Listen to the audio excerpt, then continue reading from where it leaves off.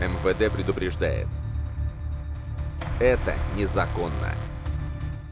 Тебе поступило заманчивое предложение? Обещают огромные заработки. Уверяют, работа не пыльная, специальных знаний и опыта не требуется.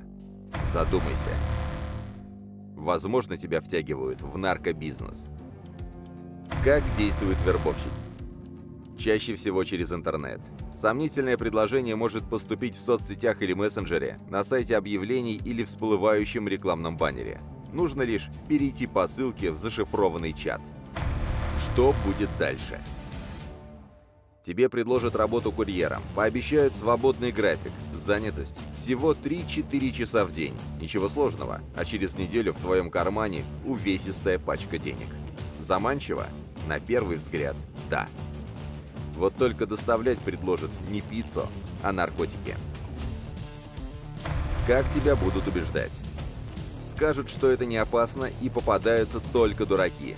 Убедят, что очень скоро ты осуществишь все свои мечты. Купишь модный телефон, крутую тачку. Запомни. Попадаются все. Просто одни раньше, а другие позже. В век высоких технологий спрятаться от полиции невозможно. Большинство закладчиков задерживают в первую неделю их работы. Что ожидает наркокурьера? Распространение наркотиков путем закладок – это уголовное преступление. Наказание за него – вплоть до пожизненного лишения свободы. Не поддавайся на сомнительные предложения. Не становись преступником. Соблюдай закон.